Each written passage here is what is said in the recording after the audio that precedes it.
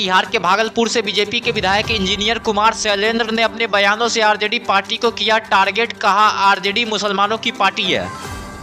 गलत क्या बोला है? यही ना बोला है कि राजद मियाँ है, यही ना बोला है।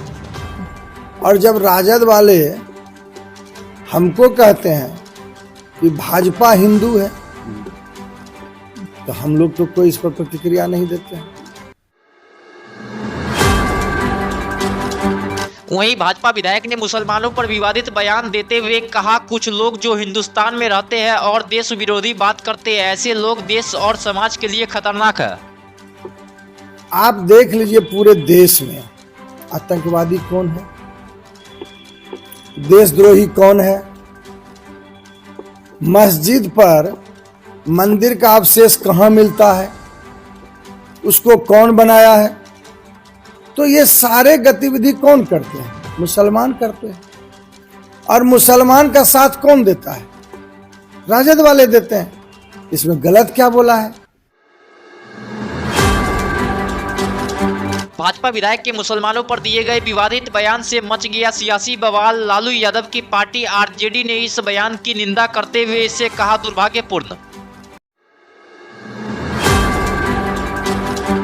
पीपीएससी अभ्यर्थियों के मुद्दे पर भाकपा, सीपीआई, सीपीएम और कांग्रेस के विधायक ने निकाला राजभवन मार्च। मार्च के दौरान प्रशासन से हुई तीखी नोकझोंक।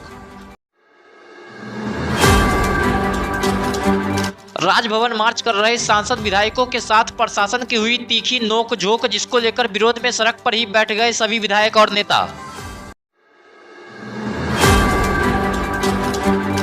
आरजेडी प्रवक्ता शक्ति सिंह यादव ने सीएम नीतीश कुमार और डिप्टी सीएम सम्राट चौधरी पर बोला बड़ा हमला। बीपीएससी आंदोलन को लेकर सरकार पर उठाए सवाल।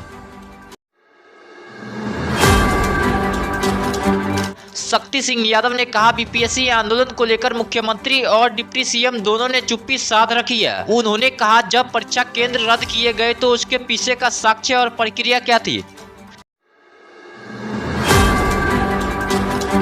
बिहार के डिप्टी सीएम सम्राट चौधरी ने मुख्यमंत्री नीतीश कुमार से की मुलाकात। दोनों नेताओं की मुलाकात सीएम हाउस में हुई। जल संसाधन मंत्री विजय चौधरी भी रहे मौजूद। मुख्यमंत्री से मुलाकात करने से पहले सम्राट चौधरी ने कहा बीपीएससी एक स्वतंत्र संस्था है और उनका फैसला छात्रों के हित में है। राज्य सरकार ने बीपीएससी को फैसला लेने के लिए स्वतंत्र कर रखा है।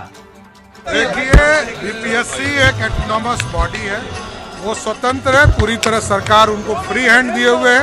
वो निर्णय ले छात्रों के हित को, छात्रों के संबंध में कोई भी निर्णय लेने के लिए वो स्वतंत्र। विपक्षी पार्टी लगता है नहीं हो रही है सर। बेसिकली दूसरी सरकारें सरकार ही चलाती थी।